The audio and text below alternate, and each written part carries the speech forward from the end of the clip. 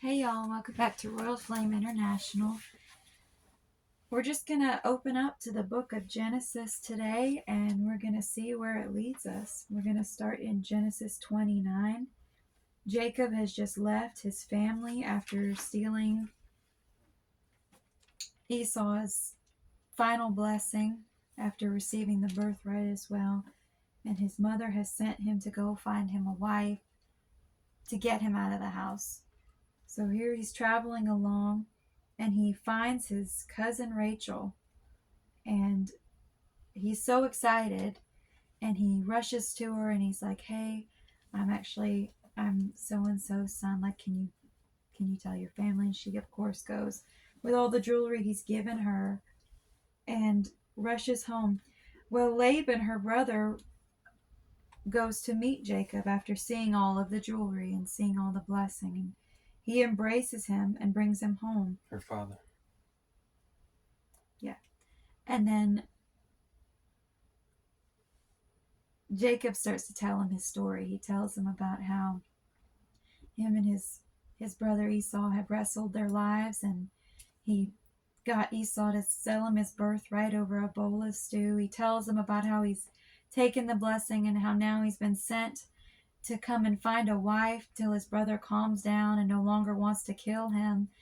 And as he's telling him this story, Laban tells us something that really should have warned Jacob, but he didn't realize what he meant.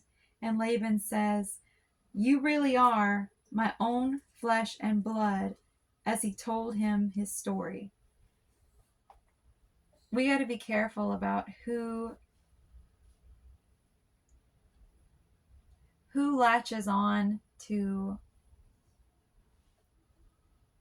mistakes we make, who is comfortable with those things, because Laban was very comfortable with Jacob's mistakes and sins. He knew immediately that that was his relative, which Jacob, besotted with Rachel, never even realized what Laban was saying, I don't believe. But it says he goes to stay with Laban, and he's there for about a month. And Laban said to him, "You shouldn't work for me without pay, just because we are relatives. Tell me how much more your wages should be." Now Laban had 2 daughters, and the older was named Leah, and the younger was named Rachel. Leah had weak eyes, but Rachel had a beautiful figure and a lovely face. And since Jacob was in love with Rachel, he told her father, "I'll work for you for 7 years if you'll give me Rachel, your younger daughter, as my wife." Laban agreed and replied, "I'd rather give her to you than to anyone else. Stay and work for me." So Jacob worked for 7 years to pay for Rachel, but his love for her was so strong that it seemed to him but a few days. Finally, the time came for him to marry her. "I have fulfilled my agreement," Jacob said to Laban. "Now give me my wife so that I can sleep with her." So Laban invited everyone in the neighborhood and prepared a wedding feast. But that night when it was dark, Laban took Leah to Jacob, and he slept with her instead. Laban had given Leah a servant, Zilpah, to be her maid. But when Jacob woke up in the morning, it was Leah. "What have you done to me?" Jacob raged at Laban. "I worked for 7 years for Rachel. Why have you tricked me?" "Well, it's not our custom here to marry off a younger daughter ahead of the firstborn," Laban replied. "But wait until the bridal week is over, and then we'll give you Rachel too, provided you work another 7 years for me." So Jacob agreed to work 7 more years. And a week after Jacob had married Leah, Laban gave him Rachel too. Laban gave Rachel a servant, Bilhah, to be her maid. So Jacob slept with Rachel too, and he loved her much more than Leah. And he stayed and worked for Laban the additional 7 years. So Laban comes to Jacob and he says, "It's not right that you're doing all of this with no pay. Tell me what you want and I'll pay you it." Jacob, of course, is in love with Rachel, and he says, "Well, just give me Rachel. She can be my wife, and I'll even work for you for 7 years." Laban agrees, and by doing that, he actually completely takes away Rachel's bride price.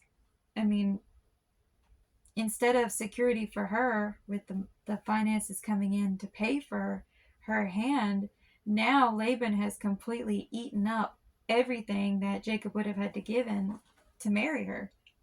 So already Rachel is in a pretty bad position.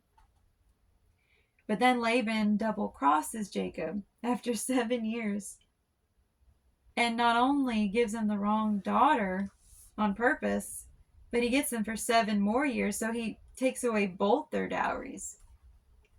He's got everything. And Leah and Rachel start out with nothing because Jacob is working for free. I mean, at this point, the Lord is blessing Laban's house for his sake, but none of it's actually his yet. It's just very interesting. So if you go, and we're going to skip around here.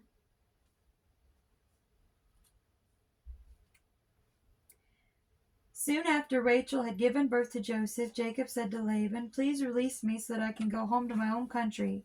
Let me take my wives and my children, for I have earned them by serving you, and let me be on my way. You certainly know how hard I have worked for you." "Please listen to me," Laban replied. "I have become wealthy, for the Lord has blessed me for your sake. Tell me how much I owe you, and whatever it is, I will pay it."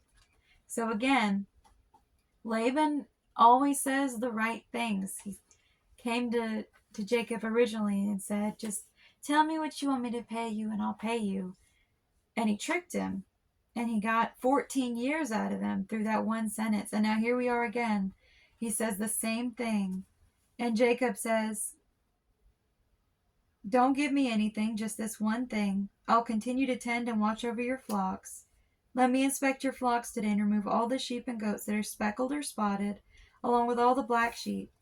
Give these to me as my wages, and in the future, when you check on the animals you've given me as my wages, you'll see that I've been honest.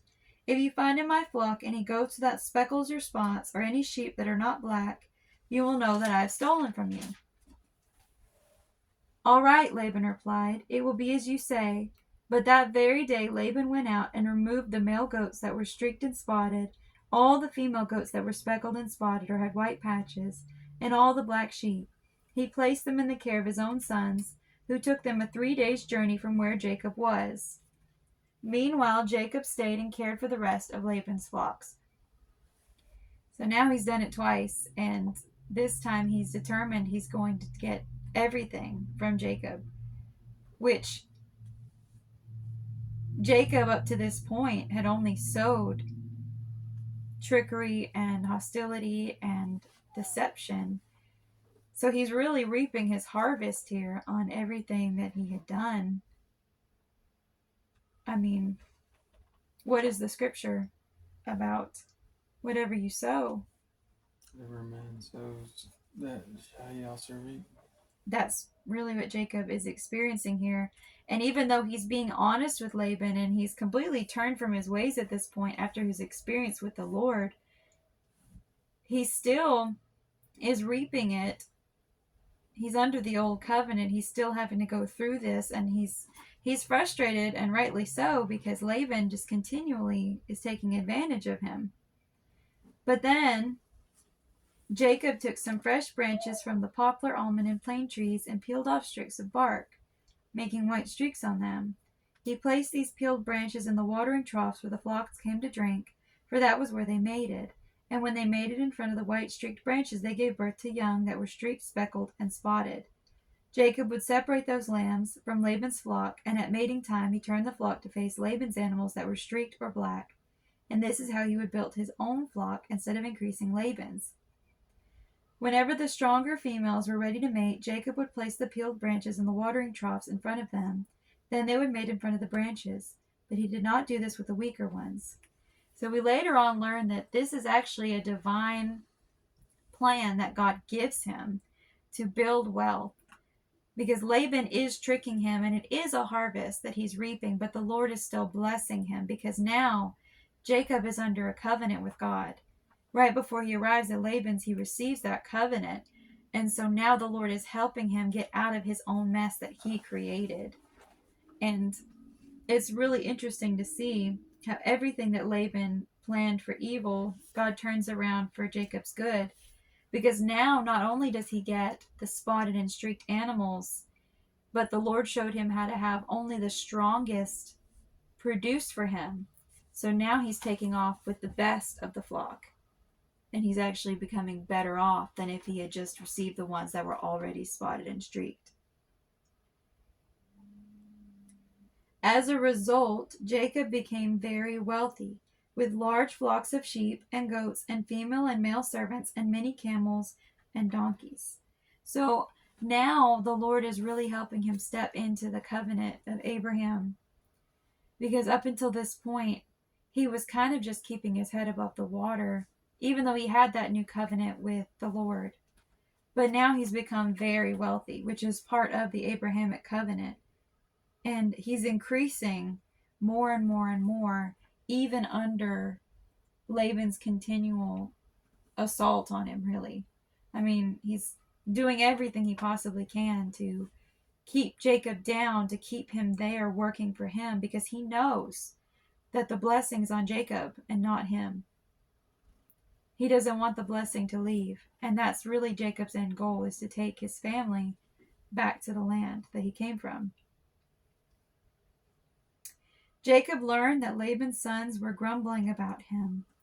They were saying that he took all their father's wealth. And Jacob began to notice a change in Laban's attitude as well. The Lord then came to Jacob and said, "Return to the land of your father and the grandfather, and to your relatives there, and I will be with you." So Jacob called Rachel and Leah out to the field where he was watching his flock. He said to them, "I have noticed your father's attitude towards me has changed, but the God of my father has been with me. You know how hard I have worked for your father, that he has cheated me and changed my wages 10 times, but God has not allowed him to do me any harm." Rachel and Leah, Jacob goes into it with them. He brings them out to the field, and he starts out with them. He's like trying to convince them, really. We get a whole speech here where he's trying to convince them that he's right and Laban's wrong. And he finally gets to the end of his speech, and they say, "That's fine with us. We won't inherit any of his wealth anyway, and he's reduced our rights to foreign women. And after he sold us, he wasted the money you paid him for us. All the wealth God has given you from our father legally belongs to us and our children, so go ahead and do whatever God has told you." So we learn a lot from that paragraph. We learn, one, that Laban reduced their rights to foreign women's rights, which means they had no say in who they married. They had no finances to help them when they get married. They had nothing at all. They had been completely reduced. All their rights had been stripped away by Laban. But we also learn that Jacob did pay Laban something also in addition to those 14 years, because they said he wasted the money you gave him. So he receives a small dowry price for them anyway, on top of the years. But instead of putting it towards the daughters like any respectable man would have done at that time to help them in their future life, should anything terrible happen, he took it and he spent it. He spent all of it. And they couldn't say anything because he had reduced their rights to the rights of a foreign woman, to a slave, basically. That's why Leah and Rachel couldn't complain when he switched the daughters at the wedding feast. What could they have said? He'd stripped all their rights away. They would have been shamed and shunned, and nobody would have married them. They didn't have any money because Laban had already spent it all. They had nothing. All they had was their crooked father that was treating them like cows. I mean, you have to be really careful about people that'll latch onto negative traits in your life and try to make it comfortable. At the very beginning, Laban told him, "I know now that you're my flesh and blood," after hearing all the horrible things that Jacob had done. And people that hear the horrible things that you've done and try to make you comfortable with them are really the most dangerous, because the people that are comfortable with a sin that you've committed are the ones that are probably committing that and a whole lot more. Interesting.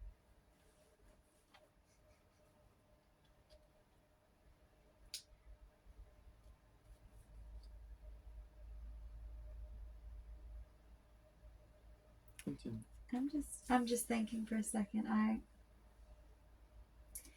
And then if we skip ahead, I'm skipping ahead a little bit because we know that Rachel steals the idols and lies and puts them under herself.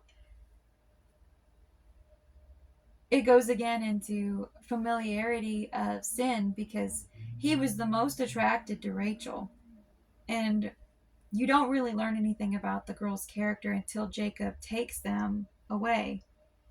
And then we see that Rachel's character was not all that spotless because she steals these idols, which means that she is still worshiping actively pagan gods. But then she lies as well to Laban. He goes to look for the idols, and Jacob says, well, whoever has them, let you kill them, because he doesn't think anybody has them, because he didn't steal them. And he trusted that his wives would have enough sense to not steal from Laban. But Rachel's sitting on them on her camel, and then he comes to her and she says, oh, well, it's my monthly time. Can I please not get up? Because at that time, anything a woman sat on when she was bleeding was unclean. So, of course, Laban said, I won't make you get up. But she's sitting on these idols. She stole them, and she's sitting on them, and she's lying about it. So, again, Jacob had an issue with familiarity. He was very comfortable and trusting of people that had that same sin from his past. He hadn't quite locked it in yet. He hadn't quite thought, oh, wait. Well, yeah, he hadn't had his encounter with God yet. He had one. He did have one. He hadn't had the big one, no. He had not met Jesus at that point. But he did. I'm going to look back now. He had seen the stairway, but he had not wrestled with God yet. That's what had happened. So I don't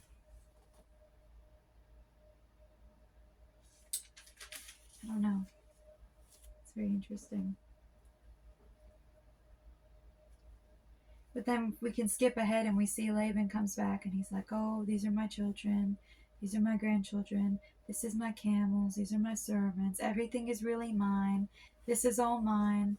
And you stole it, basically. He says, why have you run off like a thief in the night? But God had come to him and said, don't touch him. He's mine. And so Laban shows up and he tries to paint it like Jacob has deceived him. Jacob has stolen from him. Jacob has done such a horrible thing to him. But he says, but what can I do? So he says, let me make a covenant with you. So he knows that God told him not to touch him.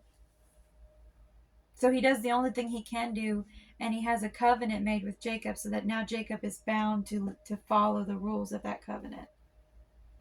So the covenant that they make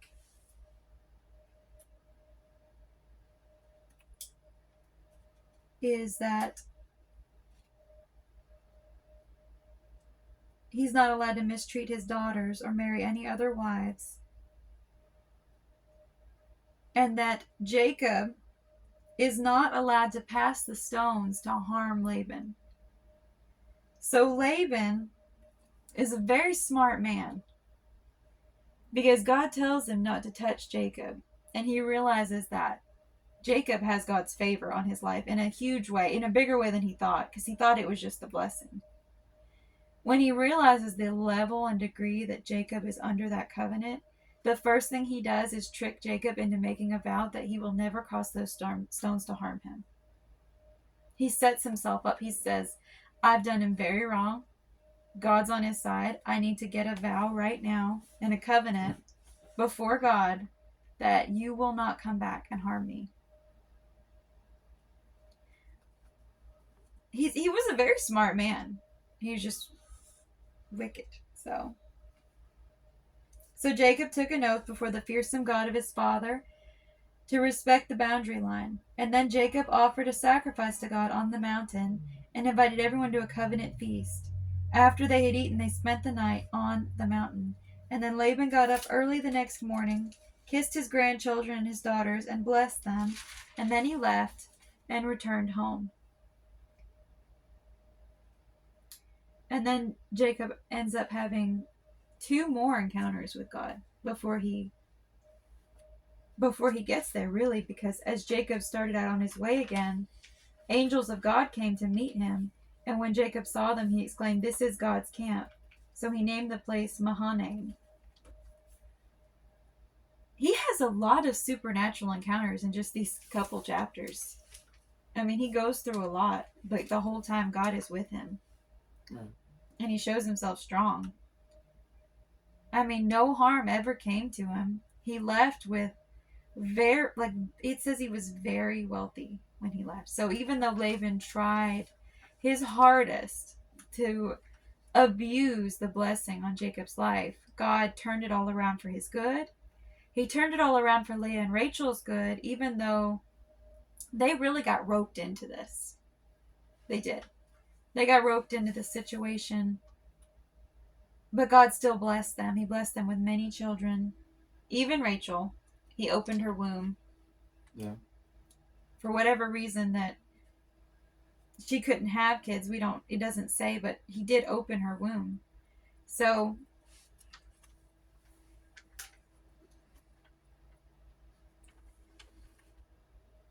it's very interesting to see because, Laban was like he'd had a lot more time practicing what Jacob was turning away from. So he was very, very skillful. He seems very smooth, very conniving. On his own, Jacob would have been stuck there forever. He would have left with nothing if he left at all. But God turned it all around. He got everybody out. And then in the end, Laban got a little bit of what he wanted, and he got a promise of protection. He wasn't going to be harmed in the end for what he'd done. But then Jacob ends up having more encounters after that situation than before. And I really feel like going through that with Laban took that last bit out of Jacob. Because the whole time he's there, he didn't go back to trickery. He didn't go back to lying or deception. He was upfront with Laban. He did the right things with him. He did his very best, and he was faithful and honest. And so going through that, he comes out a better person. He comes out more faithful to the Lord. And God honors him immediately. As soon as Laban leaves, he honors him with a visitation of angels. And then later on, he honors him with a visitation where he wrestles with God. I mean, sometimes we're going through trials that seem like they're going to be the end of us, like Jacob with Laban. It seemed like he was never going to get out of there. At this point, he had how many children, and he's still there with Laban, still trying to get his pay. And then God brings him out supernaturally, overnight. And because he went through that trial, it refined him. It refined him like a fire. And it really did change him. The supernatural encounter before changed him, but the time he spent with Laban, it was almost like the Lord was taking Laban out of him. Yeah. So, correct. I see what you're saying. Yeah, it's like he got to see what he had been right through Laban. He got to see what it felt like, what it was like, who he used to be. And then the Lord blessed him while he was learning his thing. He was learning his lesson. And then he took him out. And he took him and he separated him from Laban. And that pillar, that covenant pillar of stones that Laban had him make, it did guarantee that neither would cross it to harm the other, but it also was a separation. It was a covenant, but it was a separation because now they had a boundary line. Mm-hmm. They had that clear boundary line where he was now separate from Laban completely. Where Laban was chasing him, now he was no longer chasing him. Now he had turned back. And Jacob went forward and had those encounters with the Lord. Immediately, he started having supernatural encounters. And he gets a restored relationship with Esau, his brother, who at this point has forgiven him and is overjoyed that he's returned. He's realized he misses his brother, and the Lord has healed his heart. And now the two of them are reunited, and Jacob can move back into the promised land that the Lord had given his family, and start to really become Israel, who the Lord had intended him to be. Right.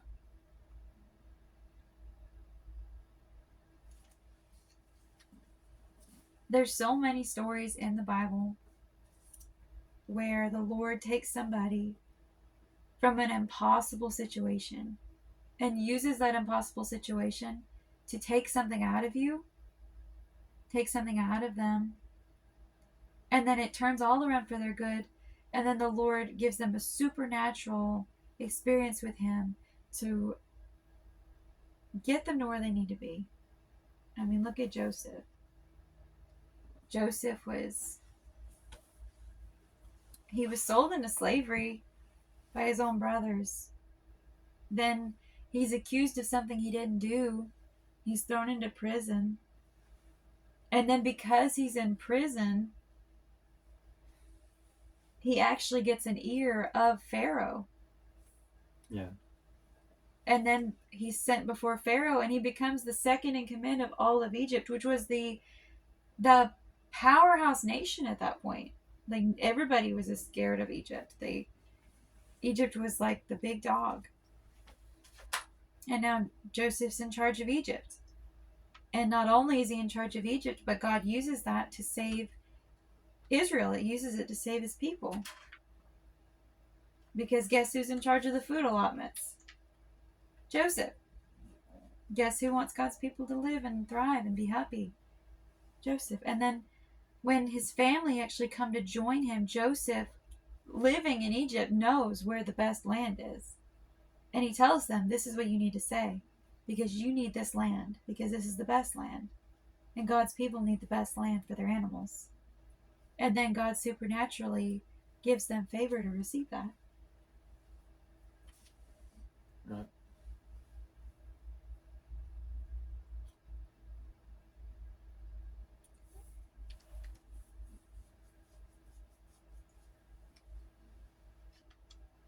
Well, I hope you guys all had an amazing 2025, but